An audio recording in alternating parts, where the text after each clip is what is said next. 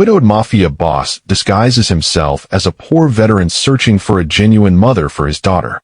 But when this compassionate waitress stands up to a dangerous loan shark, the boss realizes she's exactly what he's been searching for, and everything he can never have. Comment your city below, and hit subscribe to join our global community. This story has an ending that will blow your mind. Alexander Horton didn't hear his daughter approach. That alone should have alarmed him. In his world, a moment of inattention could mean death. But when he finally looked up from the encrypted financial reports spread across his desk, 6-year-old Phoebe was already there, silent as a ghost, placing a piece of paper beside his hand before retreating without a word. The drawing was simple, crude, even, rendered in the waxy strokes of cheap crayons. A tall figure in black, him, unmistakably, with his severe posture. A smaller figure holding the tall one's hand, Phoebe, her dark hair carefully colored in. And beside them, a third figure, sketched only in outline. Empty. Waiting. The blank space hit Alexander harder than any bullet ever had. His hand, the same hand that had ordered executions without trembling, shook as he lifted the drawing. The edges crumpled slightly under his grip. Around him, the penthouse office continued its cold existence. Marble floors that echoed every footstep, floor-to-ceiling windows that displayed the city he controlled but never touched, leather furniture that cost more than most people earned in a year. Sterile, powerful, utterly empty. Alexander pushed back from the desk, his chair scraping against the marble with a sound like a knife being sharpened. He found Phoebe in her bedroom, sitting on her bed, small hands folded in her lap, watching him with those dark, knowing eyes, too old for a 6-year-old, too aware of things no child should understand. He sat beside her, and the contrast was absurd. His $10,000 suit against her cartoon-themed bedding, the smell of gun oil and expensive cologne invading her world of crayons and stuffed animals. Phoebe, he began, his voice, trained to command rooms full of violent men, cracking on her name. Your mother. She loved you more than life itself. But Phoebe wasn't listening to his rehearsed explanation. Instead, she reached for her nightstand and pulled out more drawings. Alexander's chest constricted as he saw them. Phoebe at a school event, alone, while other children stood with their mothers. Phoebe watching a woman braid another girl's hair. Phoebe staring at a family through a window, complete, whole, everything she wasn't. She didn't say a word. She didn't need to. The silent longing in each carefully rendered image said everything. Alexander Horton controlled half the city's underworld. He could make people disappear with a phone call, could move millions of dollars with a signature, commanded the fear and respect of the most dangerous men in the state. But he couldn't give his daughter the one thing she actually wanted. The one thing that mattered. He pulled Phoebe close, feeling her small frame against his chest, and made a promise he had no idea how to keep. I'm going to find you someone, sweetheart. Someone real. Someone safe. Someone who will love you the way you deserve. Phoebe pulled back just enough to look at him, and for the first time in months, he saw something fragile and beautiful flicker across her face. Hope. That night, long after Phoebe had fallen asleep clutching that blank-figured drawing, Alexander stood at the windows of his penthouse, staring down at the city sprawled beneath him like a kingdom. Lights glittered and moved. Millions of lives playing out their ordinary existences far below. Lives he controlled but would never understand. Lives he protected but could never live. His phone buzzed relentlessly. Encrypted messages from his lieutenants, reports from his operations, decisions that would determine whether people lived or died. Alexander Horton, the boss, the man whose name was whispered with fear, whose reputation alone could end conflicts, couldn't even solve the problem sitting in the bedroom down the hall. He thought about the women who had orbited his world since his wife's death. The socialite who had seen Phoebe as a convenient prop for her image. The lawyer who had calculated the value of a connection to his organization. The daughter of a rival family who had viewed marriage as a strategic merger, Phoebe as collateral. Every single one of them had looked at his daughter and seen an obstacle. A burden. Something to be endured in exchange for power. The memory from 2 months ago still burned.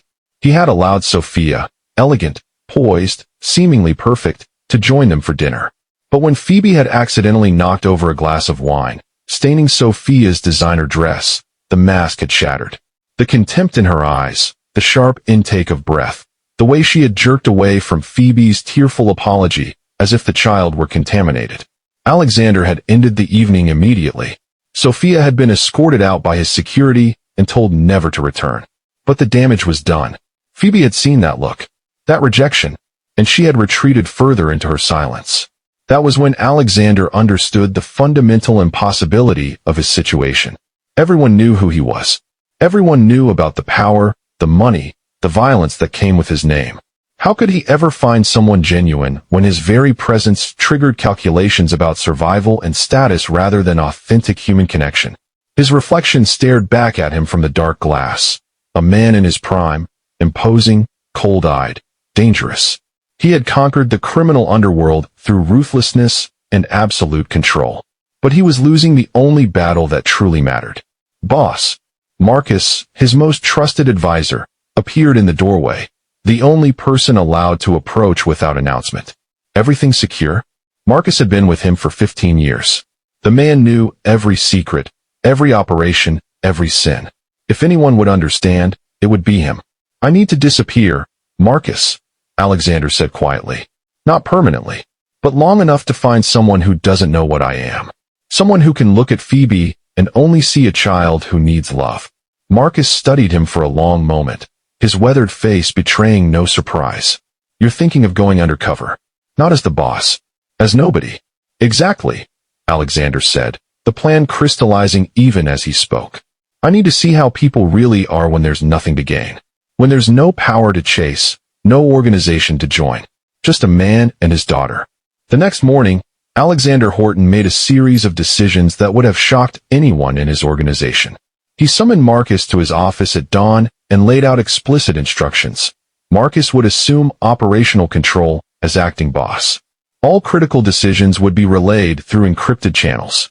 Alexander's disappearance was to be explained as an extended security retreat, not unusual given the constant threats to his life. He canceled every meeting with his lieutenants. He instructed his security detail to stand down. He transferred Phoebe's protection to Marcus's most trusted team, keeping them invisible but present. And then the Mafia boss vanished. In his place stood someone else entirely. Alexander stripped away the armor of his life piece by piece. The tailored Italian suits, replaced by faded jeans and worn jackets purchased from a thrift store. A place so foreign to him, he had stood frozen in the fluorescent-lit aisles, genuinely uncertain how anything worked. His Patek Philippe watch, swapped for a cheap digital one that beeped annoyingly every hour. His bulletproof town car, traded for a battered sedan that made concerning rattling sounds every time he started the engine. He studied his reflection in the small, cracked mirror of the rundown apartment he had rented in a neutral neighborhood far from his territory. The man staring back seemed like an imposter. Without the sharp suits, without the cold command in his eyes, without the aura of danger that preceded him everywhere, he looked ordinary. Vulnerable. Exactly what he needed to be. But he hadn't anticipated how profoundly disorienting this would feel. The first coffee shop he entered, he had instinctively scanned for exits and threats, his hand reaching for a weapon that wasn't there. He had nearly pulled out his black card before remembering to use the prepaid debit card loaded with a modest amount. When the barista asked his name for the order, he had hesitated a full 3 seconds before remembering to say Alex. It was humbling in ways that genuinely shook him. Alexander realized, with growing discomfort, how completely disconnected he had become from the reality most people lived every single day. He had spent years insulated by wealth and power, surrounded by people who anticipated his every need. Now, he struggled to navigate a simple lunch menu. The vulnerability was almost physically painful. His search for a potential mother for Phoebe proved frustrating. He visited parks where he watched other parents, but their interactions felt performative, shallow. He tried a community center, but the women there either ignored him entirely or showed interest only when he mentioned, falsely, having a stable job. He even attempted a local church group, but found the same judgments and calculations he had always encountered, just dressed in different language. Nearly 3 weeks into his experiment, Alexander was beginning to lose faith. Perhaps genuine compassion was rarer than he had thought. Perhaps there was no one out there who could love Phoebe unconditionally, who would see his daughter as a gift rather than a complication in their ambitions. On a cold Thursday afternoon, Sitting alone in his shabby apartment while Phoebe was at school, Alexander considered abandoning the entire plan. Maybe he should just accept that his world and genuine love were incompatible. Maybe he should resign himself to raising Phoebe alone, surrounded by bodyguards and fear. And then he walked into the Daily Grind Café. The place was nothing remarkable. A bustling, no-frills local spot that smelled of strong coffee and frying bacon. The interior featured worn but comfortable booths, a perpetually busy counter, and slightly mismatched decor that suggested the cafe had grown organically over years rather than being designed. The noise was a steady, reassuring hum of ordinary life. Conversations, laughter, the hiss of the espresso machine, the clink of dishes. It was exactly the kind of place Alexander Horton, Mafia boss, would never have noticed. But Alex, the struggling veteran, found something unexpectedly comforting about it. "Grab any seat, honey. I'll be right with you," a warm voice called out, and Alexander looked up to see a woman emerging from behind the counter, moving with efficient grace between tables.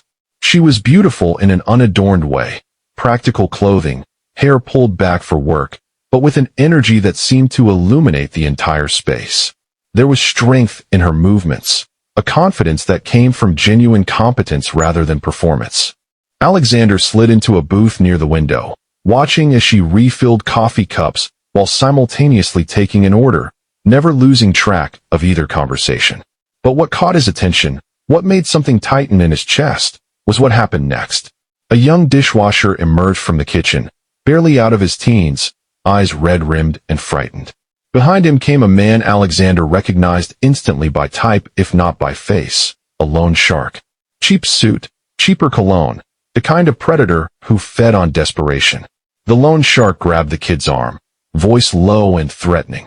"You've got until tomorrow, or we're going to have a serious problem." And then the waitress was there. "Remove your hand from my coworker." Her voice was calm, but there was steel underneath it. Now, the loan shark turned, ready to intimidate, but something in her eyes stopped him. She didn't flinch, didn't back down, just stared at him with a fierce, protective intensity that Alexander recognized immediately, because it was the same look he had when someone threatened what was his. "This is none of your business, sweetheart," the loan shark said, but his confidence had already wavered. "Everything that happens in this cafe is my business," she replied evenly. "And you're upsetting my customers. Leave.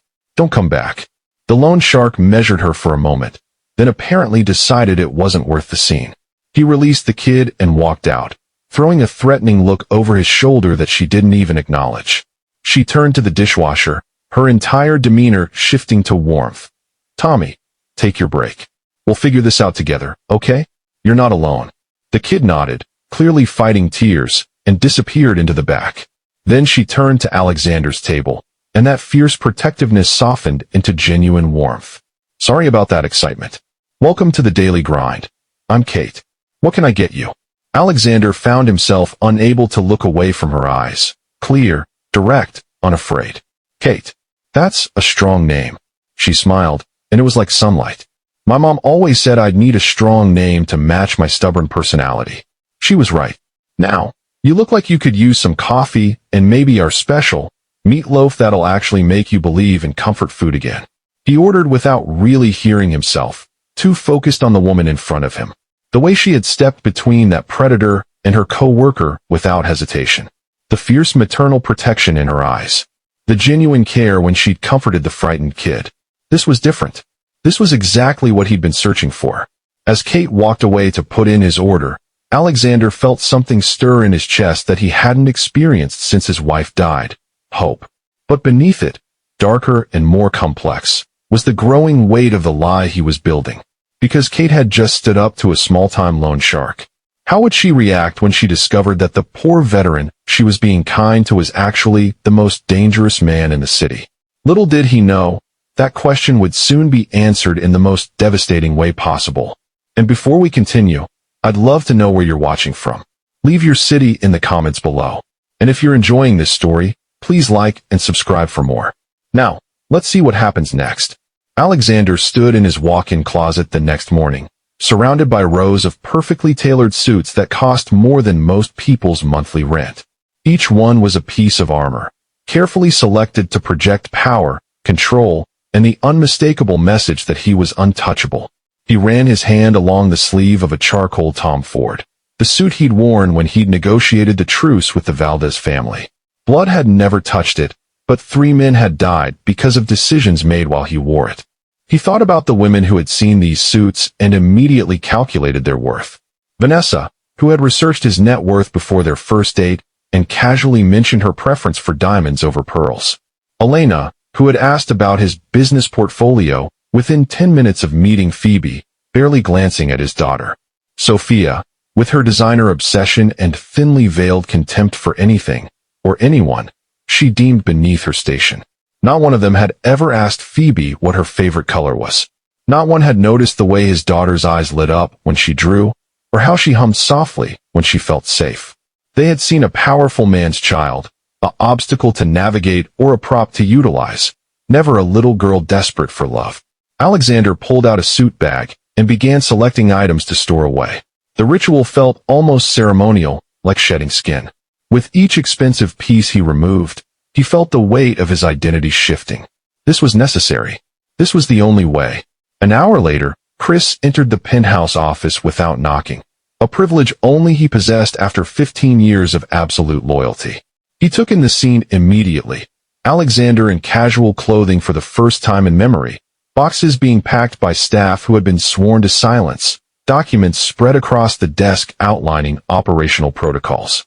"You're really doing this," Chris said quietly, closing the door behind him. "I have to." Alexander gestured to the chair across from his desk. "Sit. We need to establish the framework." For the next 2 hours, they worked through every detail. Chris would assume Alexander's public-facing role as acting boss. All major decisions would be relayed through a secure, encrypted channel that only they could access. Territory disputes would be handled with diplomacy first, violence only as a last resort. The monthly collections would continue as normal. The legitimate businesses would operate without interruption. "If anyone asks where I am," Alexander said, his voice carrying the cold authority that had built his empire, "I'm in seclusion. Security protocols. There have been credible threats, and I'm protecting Phoebe by going dark. That's not even a lie." Chris nodded slowly, his weathered face thoughtful. "How long?" "As long as it takes." Alexander met his oldest friend's eyes. "But Chris, this cover has to hold. Completely. If word gets out that I'm vulnerable, that I'm walking around unprotected." He didn't need to finish. They both knew what rival families would do with that information. "No one will hear it from me," Chris promised. "But boss, what happens if you actually find someone? What happens when she learns the truth?" Alexander had been asking himself the same question since Phoebe's drawing. He had no answer that didn't end in pain. "Then I'll deal with the consequences," he said finally. "But first, I have to try." Chris stood, extending his hand. Alexander gripped it firmly, the handshake carrying the weight of everything unspoken between them. Trust, fear, and the desperate hope that this insane plan might actually work. The next morning, Alexander Horton disappeared, and in his place, Alex the struggling veteran was born. The apartment was on the 3rd floor of a building that had seen better decades. Alexander stood in the center of the main room, barely larger than his penthouse closet, and listened to sounds he'd never had to tolerate before. A baby crying through the wall to his left. A television blaring a game show to his right. Footsteps above him, heavy and rhythmic, someone pacing or exercising. The building was alive with other people's lives, and he had no control over any of it. The furniture had come with the place. A sagging couch that smelled faintly of cigarettes, a scratched dining table with mismatched chairs, a bed that creaked ominously when he sat on it. The refrigerator hummed loudly, cutting out randomly in a way that suggested imminent failure. The bathroom tiles were cracked, and the shower pressure was pathetic. This was what most people lived with. This was normal. Alexander opened the duffel bag he'd brought, not his leather luggage, but a worn military surplus bag purchased specifically for this role, and began unpacking his new wardrobe. Faded jeans with a small tear at the knee. Flannel shirts that were soft from years of washing. A canvas jacket that had belonged to an actual veteran, complete with authentic wear patterns. Scuffed work boots that he deliberately walked through dirt to age further. He changed slowly, each piece of clothing feeling like a costume. The jeans fit differently than his tailored slacks, looser and less refined. The flannel shirt was comfortable, but shapeless. He caught his reflection in the bathroom mirror and barely recognized himself. Without the armor of expensive clothing, without the cold assessment in his eyes that kept people at a distance, he looked ordinary, forgettable, powerless. The feeling was profoundly unsettling. That first evening, Alexander attempted to establish a routine. He walked to the corner grocery store. No driver, no security detail, just him and the cracked sidewalk. Inside, he stood paralyzed in front of shelves stocked with dozens of nearly identical products. Which pasta sauce?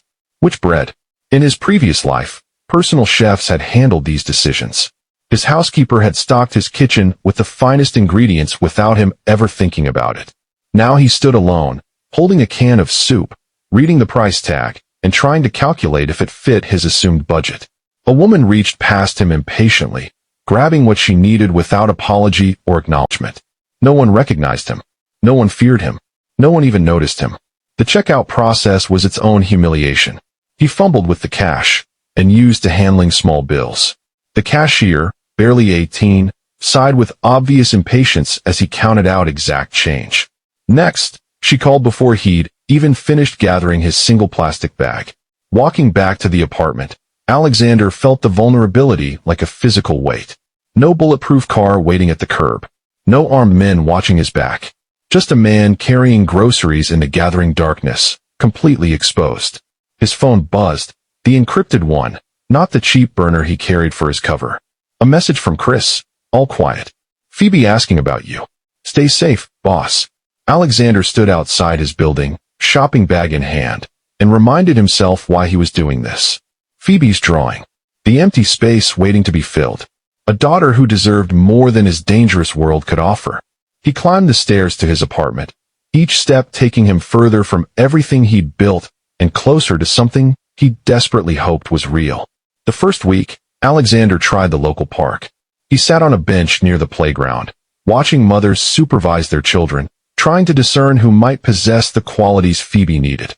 A blonde woman in expensive athleisure spent the entire hour on her phone, periodically shouting at her son to stop bothering her. Another mother organized an elaborate playdate, but spoke about her children like they were accessories, projects to be perfected and displayed. When one woman finally approached him, noticing he was alone, perhaps thinking him a single father, her opening question was about his job. The conversation died when he mentioned being between positions after military discharge. She made a polite excuse and retreated, her interest evaporating the moment he couldn't offer stability or status. He tried a community center next, volunteering for a weekend event helping low-income families. But the women there were either already married or so beaten down by their own struggles that they barely made eye contact. One woman showed promise, kind, attentive to the children, until a minor crisis erupted with a belligerent parent. She had frozen completely, backing away from confrontation, letting someone else handle it. Alexander couldn't fault her for choosing safety, but Phoebe needed someone who would stand between her and danger, not retreat from it. The church group was worse. Performative kindness masking the same calculations he'd seen in his own world. Who had the better car, the more respectable job, the more promising connections? The judgment was just packaged in scripture and sympathetic smiles. By the end of the second week, Alexander was exhausted by the charade and discouraged by what he was finding. Perhaps genuine courage and compassion were rarer than he'd hoped. Perhaps the kind of woman who could love Phoebe unconditionally simply didn't exist outside fairy tales. He found himself walking without destination one afternoon, letting his feet carry him through unfamiliar neighborhoods. The kid tried to keep walking, but the loan shark grabbed his arm, fingers digging in hard enough to leave marks. We need to talk about your payment, Tommy. You're 3 days late, and my boss. He's not a patient man. Alexander's hand moved instinctively toward his hip, where a weapon would normally rest. But he caught himself. This wasn't his world anymore. He couldn't intervene. He was nobody here. Except Kate had already crossed the cafe floor like a storm. Remove your hand from my coworker. Her voice wasn't loud, but it cut through the ambient noise with absolute authority. Now, the loan shark turned, his expression shifting from surprise to condescending amusement. This doesn't concern you, sweetheart. This is business between me and everything that happens in this cafe concerns me. Kate stepped closer, not away, positioning herself between the predator and the frightened kid. Alexander saw it clearly, the protective stance, the unwavering eye contact, the complete absence of fear. You're upsetting my customers and harassing my staff. Leave. The loan shark tried to salvage his authority. You don't know who you're dealing with, lady. This kid owes serious money and you're going to walk out that door right now? Or I'm calling the police and making sure every customer in here remembers your face and what you do. Kate's voice was steel wrapped in silk. Your choice. Make it fast. For a long moment, the loan shark weighed his options. Alexander watched the calculation happen. Was this worth the scene, the attention, the potential trouble? The answer was apparently no.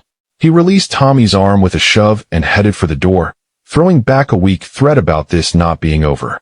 Kate didn't even watch him leave. She'd already turned to Tommy, her entire demeanor transforming from warrior to guardian. Take your break. We'll figure this out together, okay? You're not alone.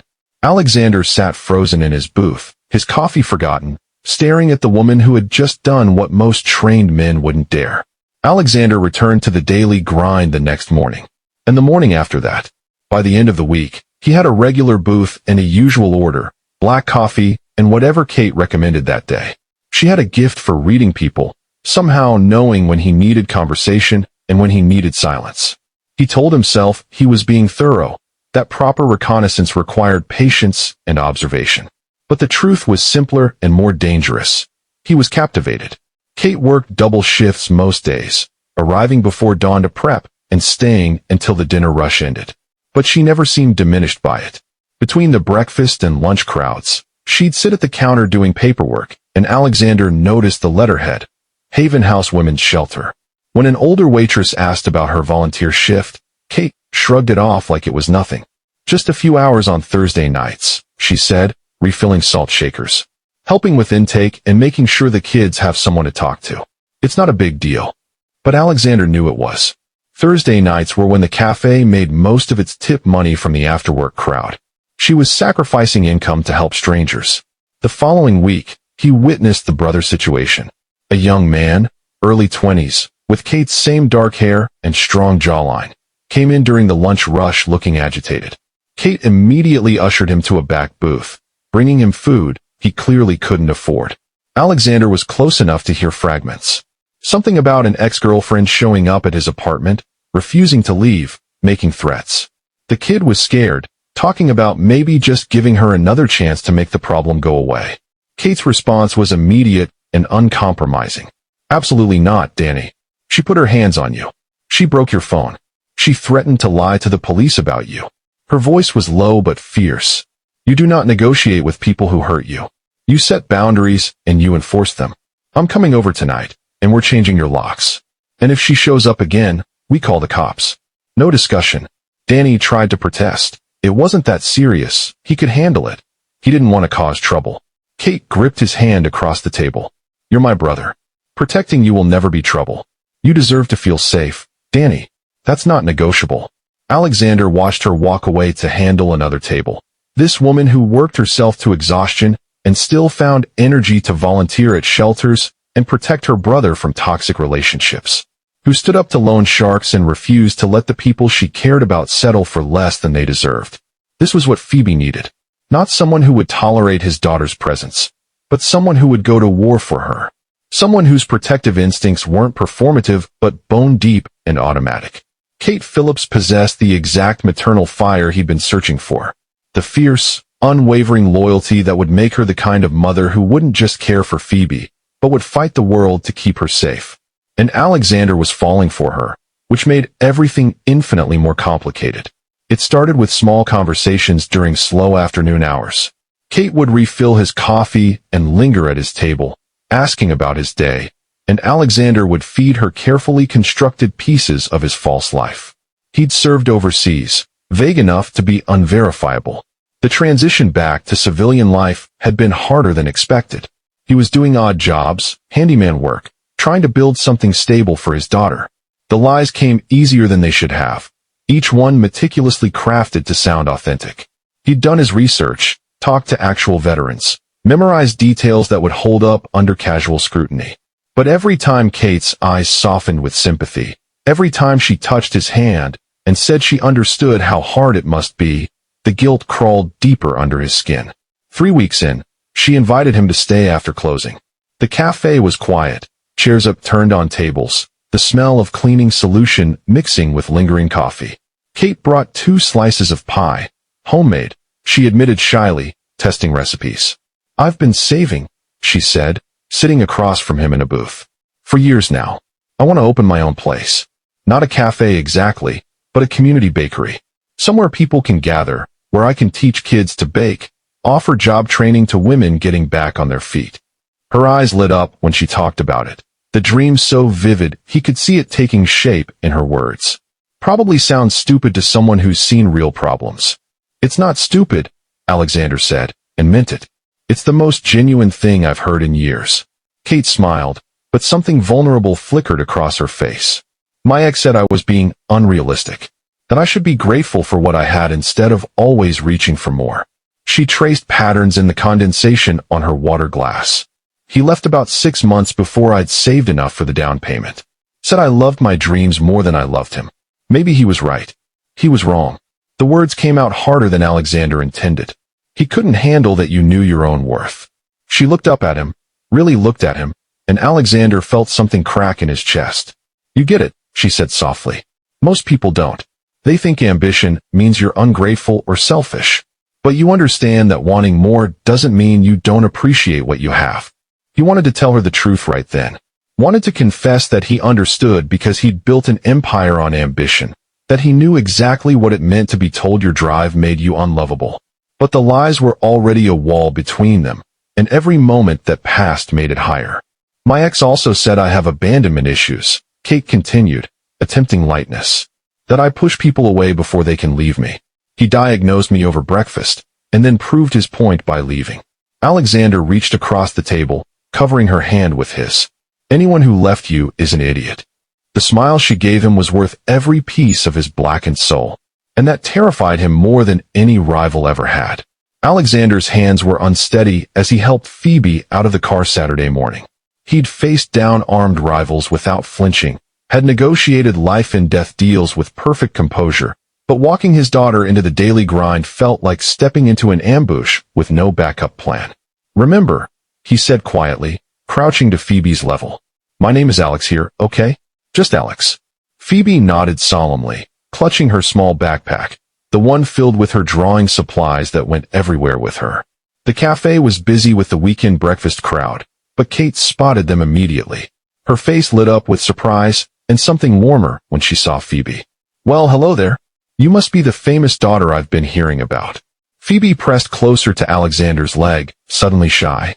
Kate knelt down, bringing herself to Phoebe's height without hesitation. "I'm Kate. I've been saving a special table by the window. It has the best light for drawing. Your dad mentioned you're an artist." Phoebe's eyes widened. She looked up at Alexander for permission, and he nodded, his throat tight. Within 20 minutes, they were inseparable. Kate brought Phoebe paper and crayons from somewhere in the back, then sat with her during her break, genuinely interested in each drawing. When Phoebe showed her a sketch of a cupcake, Kate's entire face transformed. "You know what? I'm testing some recipes today. Want to help me bake after the lunch rush?" Phoebe's response was the brightest smile Alexander had seen on her face in 3 years. The afternoon unfolded like a dream he didn't deserve. Phoebe in the cafe kitchen, flour on her nose, laughing, actually laughing, as Kate showed her how to pipe frosting. Kate's natural maternal warmth wrapping around his daughter like safety itself. The two of them decorating cupcakes while Alexander watched from the doorway, his chest aching with the perfection of it. This was what he'd been searching for. This was the family Phoebe had drawn with crayons, the empty space finally filled. His phone buzzed. The encrypted one. Alexander stepped outside into the alley, ice flooding his veins when he saw Chris's name. "We have a problem." Chris didn't waste time on preambles. "The Santini family. They've been asking questions about a man matching your description in that neighborhood. Someone spotted you, boss. I don't know who or when, but they're looking." Alexander's hand tightened on the phone. Through the cafe window, he could see Phoebe and Kate, heads together, completely absorbed in their project. "Safe." Happy. Everything he wanted. How much time, he asked. Maybe a day? Maybe hours. You need to extract now, get back to secure territory. But extraction meant disappearing. Meant taking Phoebe away from the first real maternal connection she'd had. Meant walking away from Kate without explanation, or worse, telling her the truth and watching fear replace the warmth in her eyes. Boss. Chris's voice was urgent. Are you listening? The Santinis don't take prisoners. Alexander watched Kate help Phoebe wash frosting off her hands, both of them laughing. I'm listening, he said quietly. But I'm not running. Not yet. He ended the call, the weight of his decision settling over him like a death sentence. Alexander waited until Phoebe was safely picked up by Chris's most trusted driver, disguised as a regular rideshare. He'd kissed his daughter's forehead, promised to see her soon, and watched the taillights disappear around the corner before returning inside. Kate was cleaning up the kitchen, humming softly. She looked up when he entered, and her smile was so genuine it nearly broke his resolve. She's amazing, Alex. Truly. You're raising an incredible kid. Kate, I need to talk to you. His voice came out rougher than intended. Outside. It's important. Something in his tone made her pause, but she nodded, untying her apron. Let me just tell Rosa I'm taking a break. The alley behind the cafe was quiet, the dumpsters casting long shadows in the fading afternoon light. Kate leaned against the brick wall, arms crossed, concern creasing her forehead. What's wrong? Is it Phoebe? Is she okay? Phoebe's fine. Alexander took a breath, trying to find words for a confession that would destroy everything. Kate, I haven't been honest with you. My name isn't. The sound of footsteps was his only warning. Years of survival instinct screamed at him to move, but he was a half-second too slow. Two men rounded the corner, too purposeful to be random, wearing dark jackets and moving with practiced coordination. Alexander stepped in front of Kate automatically, his body already shifting into defensive position before his mind caught up. Well, the taller one said, pulling a gun from his waistband. Heard the great Alexander Horton was playing poor in this neighborhood. Santini sends his regards. Alexander felt Kate go rigid behind him. Heard her sharp intake of breath. But he couldn't look at her, couldn't address what that name meant, because the second man was already moving. The transformation happened in heartbeats. Alexander caught the first attacker's wrist, twisting with brutal efficiency that sent the gun clattering across the pavement. His elbow connected with the man's throat, a strike designed to incapacitate, possibly kill. The second man lunged, and Alexander moved with a violence that belonged to his real world, not the gentle veteran persona he'd constructed. It was over in less than 30 seconds. Both Santini men on the ground, one unconscious, the other groaning and clutching his shattered knee. Alexander stood over them, breathing hard, his hands bloodied, every inch of him radiating the lethal danger he'd spent weeks hiding. Then he turned to Kate. The terror in her eyes was absolute. She was pressed against the wall, trembling, staring at him like he was a stranger. Worse than a stranger, a monster. Kate. He reached for her, and she flinched, actually flinched away from him. Her voice broke. They called you Horton. Alexander Horton. She couldn't even say it. I can explain. Don't. The word came out sharp, panicked. Don't come near me. The devastation of that moment hurt worse than any bullet ever had. Sirens wailed in the distance. Alexander made one phone call. Chris would handle the cleanup, the police reports, the evidence that needed to disappear. Then he stepped back from Kate, hands raised in surrender. I'm going to leave now, he said quietly. But you deserve the truth. All of it. He pulled out a business card, his real one, embossed with the logo of his legitimate holdings, and set it on the ground between them. My attorney's number is on the back. If you want protection, a new identity, relocation, anything, call him. It's already arranged. No strings. Kate's eyes were wild, uncomprehending. I don't understand any of this. I know. And I'm sorry. For all of it. Alexander backed toward the alley entrance, every instinct screaming at him to stay, to explain, to fix this. You were never in danger from me, Kate. Only because of me. That's why you need to walk away. He left before she could respond, before he could see the final verdict in her eyes. The next 3 days were agony. Alexander returned to his penthouse, to the cold marble and bulletproof glass that had never felt more like a prison. Chris reported that Kate had called the attorney, but only to verify that Alexander was who he claimed to be. She hadn't asked for protection or money. She'd simply hung up. Phoebe asked about Kate every day, her small voice confused and hurt. Alexander had no answers that wouldn't break her heart further. On the fourth day, he wrote the letter. Not an email, not a text, but actual pen on paper, his handwriting unsteady with words he'd never said to anyone. Kate, I won't insult you with excuses. I lied to you about everything except the things that mattered, my daughter's need for a mother, my search for someone genuine, and what I found when I met you. My world destroys good things. I've watched it happen over and over. I thought if I could separate myself from it, just for a while, I could find someone who would love Phoebe for who she is, not what she represents. Someone who wouldn't be corrupted or endangered by my name. I found that person. I found you. And then I did exactly what I was trying to prevent. I brought danger to your door. You owe me nothing. Not forgiveness, not understanding, not another moment of your time. But you should know that everything I felt was real. Every conversation, every moment watching you with my daughter. That was the most honest I've been in years.